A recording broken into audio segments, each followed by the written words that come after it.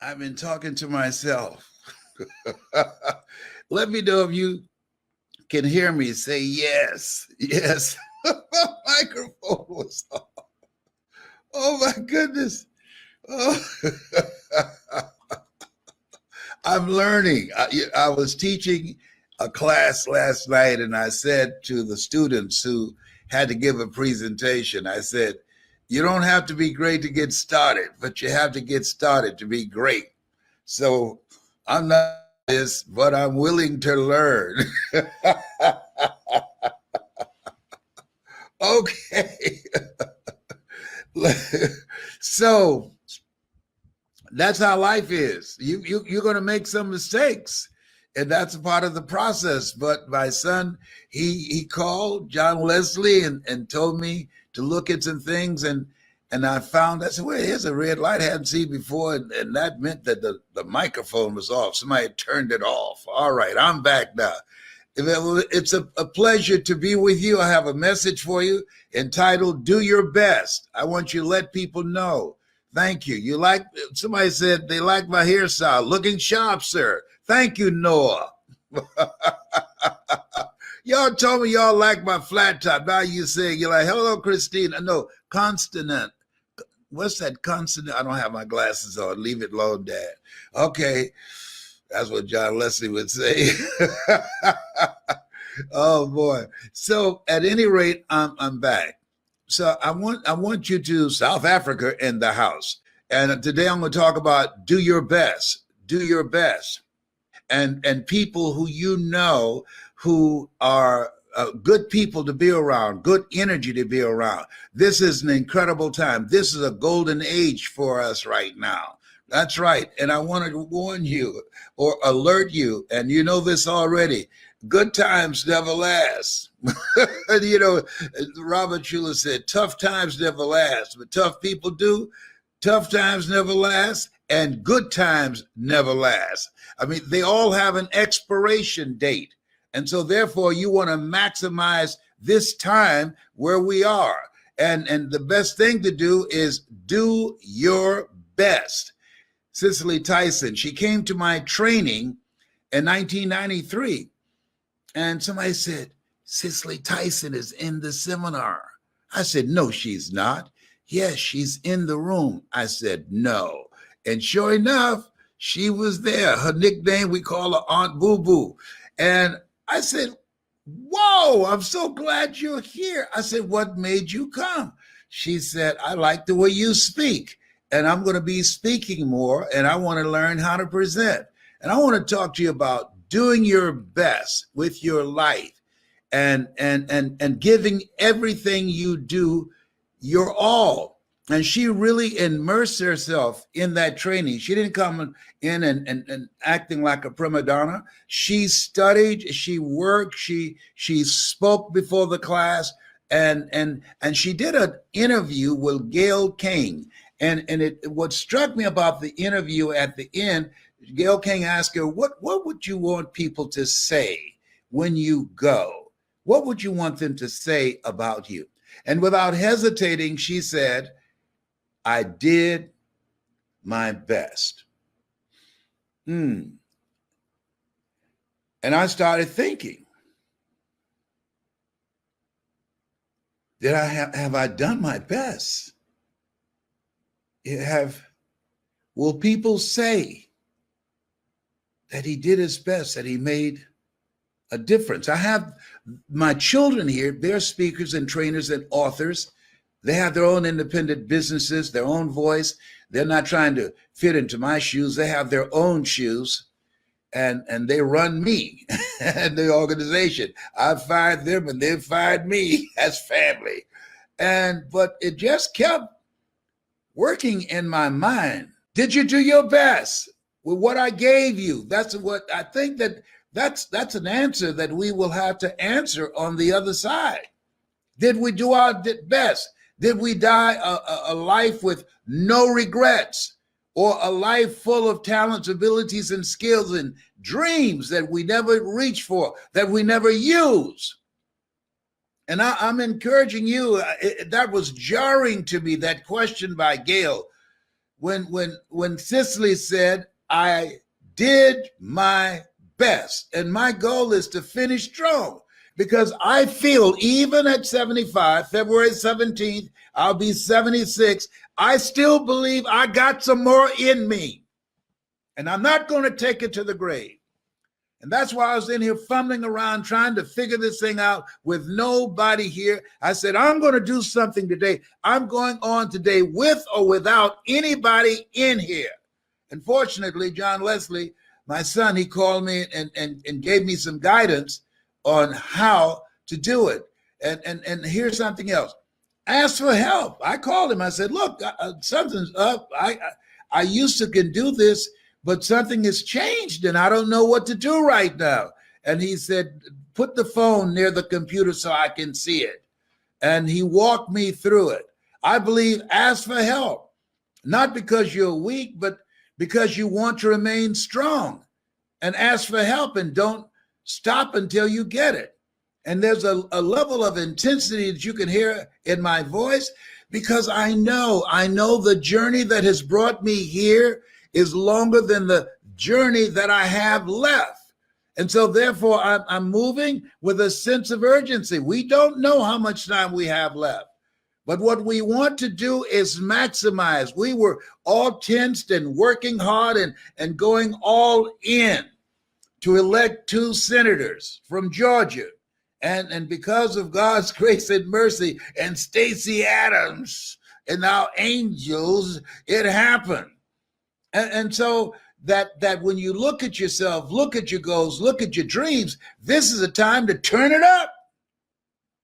This is a time to maximize your potential. This is a time to live your dreams, because you can do more. It's important that we challenge ourselves. I'm not going to decide that, just because I'm 75 right now, that I'm not going to use this technology. We've gone from brick and mortar to click and order. No, I'm not giving this up to the millennials and these young people. Absolutely not. I said, teach me. No, I want to learn. Why? I do it for you. No. I want to go in there by myself, because I know after a while, I'm going to get on y'all last nerve. I want to get up in the middle of the night and go on and talk to people because the angels won't let me sleep. I want to be able to do that and don't have to wake up anybody in the process. How many of you agree with me? Say yes. Yes, because after a while, they'll get tired. I have a friend of mine, she was a paraplegic, and she could not walk, and she was at this school, the vocational school, and when she went there, people helped her up the steps every day. But after a while, they stopped. They got tired of carrying her up the steps. So she was determined to get up those steps, and she was slightly overweight, and she started scooting up those steps with them, holding on with her hand, pulling herself up, and start losing some weight and looking kind of good. Somebody noticed, and he took her out for a date, and they got married. But they got tired.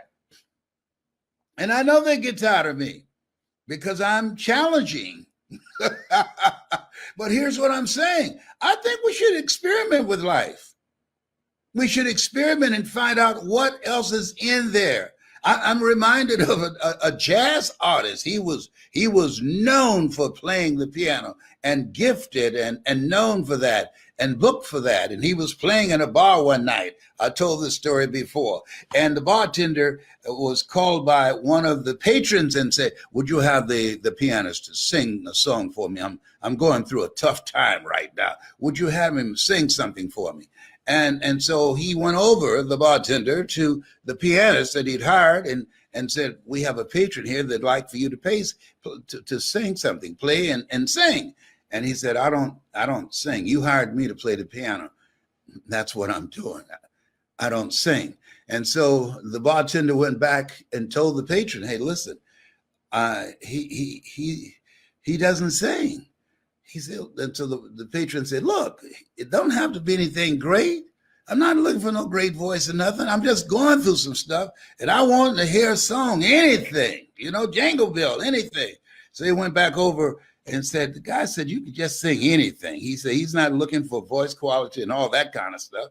He said, man, I don't sing. Just tell him that I'll play whatever he wants. So the bartender went back to the patron and said, look, he said, he doesn't sing anything. I hired him as a jazz pianist just to play. And so this patron said, look, I've spent over $1,000 here tonight. I go spend my money someplace else. And so the bartender said, just a minute. Went back over and said to this man who was playing the piano, sing or you're fired. And then the pianist closed his eyes and he started singing, Mona Lisa, Mona Lisa, Mona Lisa. That was Nat King Cole. Wow. Wow. He didn't even know he had that voice in him. He was only hired as a jazz pianist. He was forced to do something that he was gifted at. He didn't even know it was in him. What's in you? What Mona Lisa song is in you that you don't know, that you have not reached for, that you have not auditioned, that you have not tried out? Cicely Tyson, she was at work.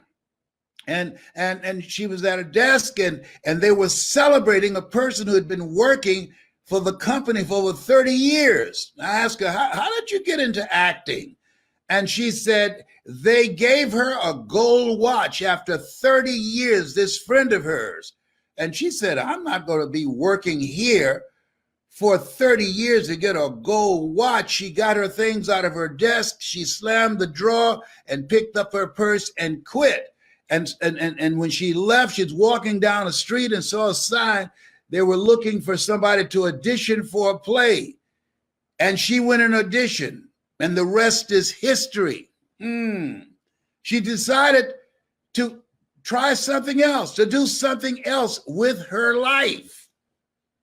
Now, you see the reason why Dr. Miles Monroe kept saying, rob the cemetery of your gifts. You can do that by experimenting with your life. You can do that by whatever you do your best at all times, under all circumstances. You don't know who's watching you. You don't know what's going to come out of that. People form habits, and habits create futures. If you get in the habit of doing your best at all times, under all circumstances, something is going to be birthed out of you. And so when I look at Aunt Boo Boo, Cicely Tyson, when she shocked us in the speaker training. She stood up and everybody had to just come up and ad lib and just talk about themselves. And she said, I'm a stripper. Everybody was shocked. Whoa, where's she going with this? And she talked about the fact that she had things in storage in New York, things in storage in LA, and that as she got older, she started realizing that she no longer needed those things, needed that condo. And she started letting things go. She started stripping herself of all the baggage that she'd been carrying for years. And that reminded me, I've been paying $200 or $300 a month for something in storage. And if you say, what's in there? I don't know. So why are you paying money for it every month? I just been doing it. Does that make sense? No. See, here's what we know. Life has no duplicate, as Jerry would say, Jerry Jackson, that we come through here, and I've never seen a storage bin following behind a hearse. When Howard Hughes on a plane and he died, somebody asked, how much did he leave when he took his last breath? And someone else answered, all of it.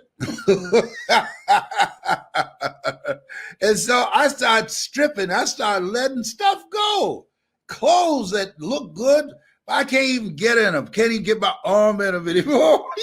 I'm getting this stuff out of here. I'm going to give it to somebody. No, I'm going to lighten my load. I'm a stripper now myself. And see, life is about maximizing the moment. We got a moment here. We got a moment. It's been a long time coming, as Sam Cooke said, but a change is going to come. Sam, you were right, my brother. Assalamu alaikum. He was right. And you want to maximize this time right now. Maximize it. Take advantage of it. What else you got going on for you? This is an entrepreneur's era. This is no longer the job economy. This is the entrepreneur's economy, the gig economy, the attention economy. 47 million jobs will be lost through artificial intelligence. And the people that will be displaced, the people that will be traumatized, the people that will be impacted disproportionately are the people who are not willing to learn. Cicely was willing to learn. She'd already done Jane Pittman, and that was a powerful role. Nobody, they can retire that role. Nobody can do Jane Pittman like Aunt Boo Boo, that's what we called her, like Cicely Tyson did it. Whatever she did her best. And so you want to find something and test it.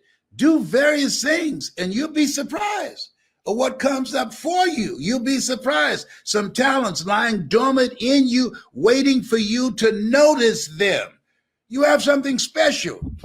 You have greatness in you. You were not just chosen to come here, work a job, be underpaid, overworked, work just enough to keep from being fired, and they pay you just enough to keep you from quitting. That's not your destiny. You're made in the likeness and image of God. You've been given authority and dominion over everything on the face of the earth, including the ability to create your own economy. This is your time. This is your time. Search yourself. Take personal inventory. Get still. Get quiet. Disconnect from this thing called life. The reason that most people never discover what the real purpose of our life is because of weapons of mass distractions. Yeah, no. This is our time. And trust me, this opening that we have right now, this opening that has been created right now, world was looking at Georgia. This opening that's up in here right now, evil has been subdued for a moment, but it ain't gone. Though it still has a pulse. It's trying to find a way to come back again. Trust me on this. Evil prevails when good men and women do nothing. Good men and women stood up. Come on now. Oh, you getting upset up in here. You got that right. I'm about to slap this computer. Yeah. Let me tell you something. We've got to put ourselves in every moment. When you do that, things happen for you. When you give your best, you don't know who's watching you. I spoke for a handful of people, and one of those people in the audience, around 30, 35 people, was a member of Meeting Planners International. You know, my daughter, Dr. Ona Brown, you can get her online called ONA, Ona Brown. .com, Dr. Ona Brown. And she asked a question, a book she's written, are your angels unemployed? See, there are most people who are watching me right now. Most people, their angels are at the spa, getting pedicures and manicures and being massaged. But there's some people, their angels are saying, wait, hold it, excuse me, I got to go, baby. There she goes. She's doing something else. She's taking on something else. Who's that one? That one named Stacey Abrams. Yeah, baby. She's bad. She just changed the course of history. We know she loved doing big things with her life. Oh, there's another one there. Shamir in Cleveland. He's about to run for mayor. Oh, boy. Wow. That's a bad young boy up in there. Let me tell you something. See, I believe in angels. I'm here because of God's grace and mercy. That's the only reason I'm here. People say, how How did you get here? I did what I could, and God did what I couldn't. You do what you could. Do the best that you can with what you have, and God will do the rest. I'm not no preacher or anything like that, but I know that. My mother, she adopted 7 children. I have a reporter asked her, how did you know you can raise 7 children by yourself? You never had any kids, Mamie Brown. She said, I just believe the Lord will make a way somehow. If you do what you can, the Lord will make a way somehow. I believe she's watching me and protecting me now. And I went to Cancer Centers of America and they said, we see something. I said, oh, okay. And when I left there, both my mothers, the one that gave me life and the other one that gave me love, and say, we got this. You do what you can. Together, we got you. And when I was finally coming out of the hospital, you know, here in Cancer Centers of America, they said, look at him, he's so happy. Yes, I've been here before. You think 4th stage cancer follows me all the days of my life? I've been dealing with this for 29 years. No, I'm not. I left there not with a heart full of fear. God has not given us a spirit of fear, but of power and of love and of sound mind. No. He gave us power to handle whatever life throws at us. You have something special. Learn how to present yourself. Learn how to earn money from home with your knowledge. If you can do it for corporations, you can do it for yourself. And you'll pay yourself 3 to 4 times more money and with less hassle and politics and all type of pressure and stress that you deal with when you're working for someone else. That's the name of the game right now, is controlling your own personal economy. As I said, we're going from brick and mortar to click and order. That's the new economy. Learning how to present from home, learning how to use this computer to bring your personality through, how to use this computer to create a significant emotional event, how to use this computer to learn something. Allow me to teach you how to use your voice, your knowledge, your skills. I'm talking to people who are earning 2 and 3, 3 times more than what they were earning working on a job. No, I'm not making this up. Real. They got all type of flat platforms now, and all of them you got to be able to present. Clubhouse, you got to be able to present. People are making millions of dollars on these various platforms. This is the way that it is. Get some coaching so you can get better. Get some coaching so you can sharpen your skills. Abraham Lincoln said, if I had 6 hours to chop a tree down, I'll spend 4 hours sharpening my axe. Yeah, this is your time. But don't try and do it by yourself. Get around the right people that inspire you, people whose energy brings out the best in you, generate new ideas, a new perspective on how you look at this thing called life. And live each day as if it were your last, because one day, oh, come on now, one day, did you hear me? One day, did I say it? One day, I just need somebody to help me right now. One day, one day, something wrong with me. It will be. Oh my God, I'm having such a wonderful time. I was Tyrone. He said, you need to land this plane now. You need to land this plane now. Listen, to use your voice, to use your story, to motivate and inspire people. If you're ready to experiment, like Cicely was, and try something new, like using your voice to tell your story, using your voice to tell people how you overcame something, and that will be the guiding principles that they will use in their life. Having fun and learning new things. If you're not willing to learn, as I say, No one can help you, but if you're willing to learn, no one can stop you.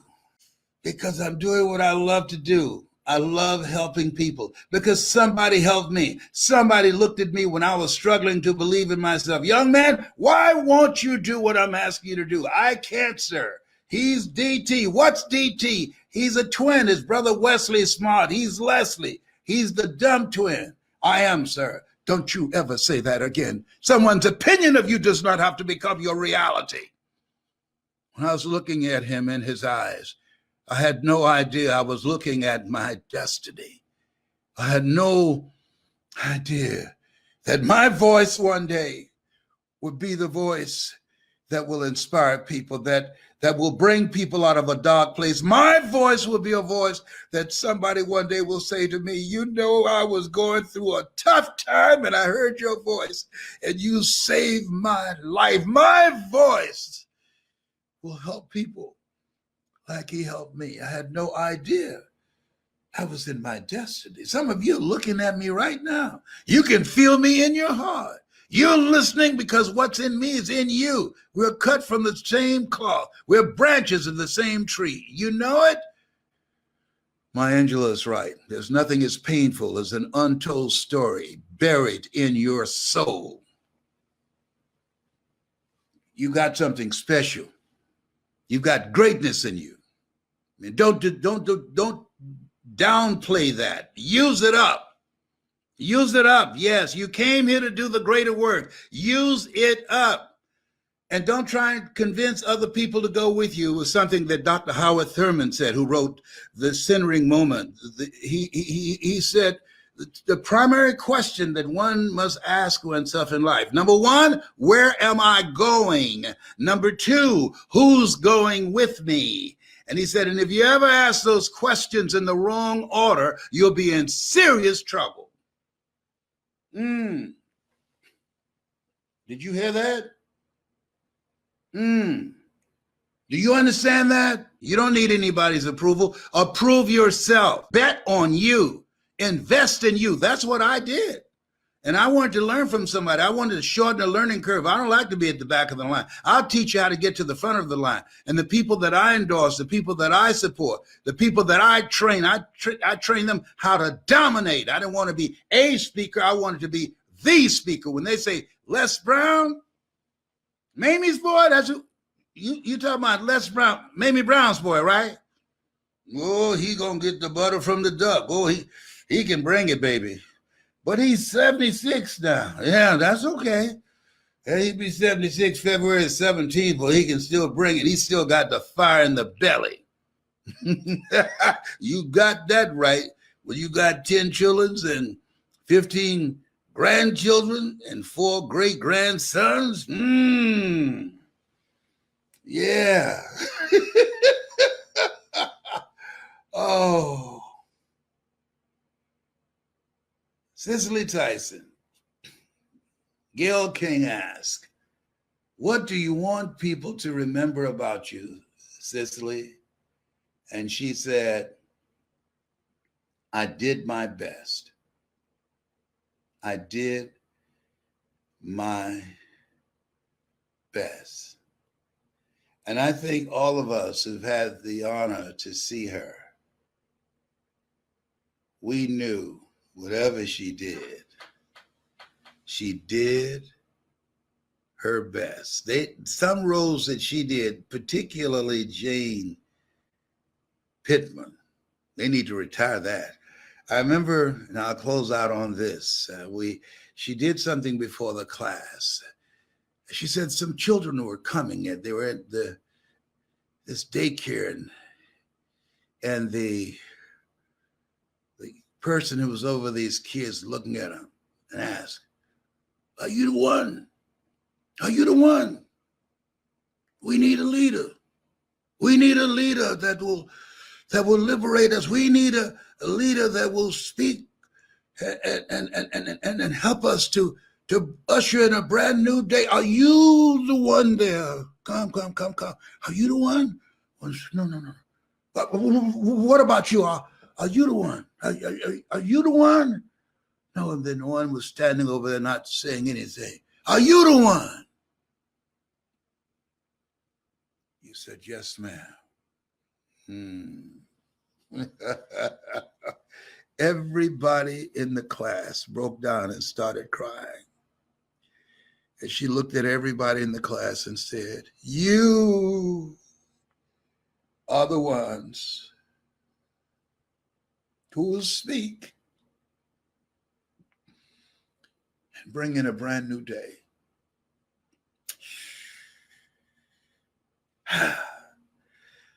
The poet wrote, if you but knew where she stepped, you will wonder why you wept. Aunt Boo Boo, Cicely Tyson, you did a great work. You did your best. Say hello to my mother, my nephew Wes Jr., my best friend Boo on the other side. And so it is.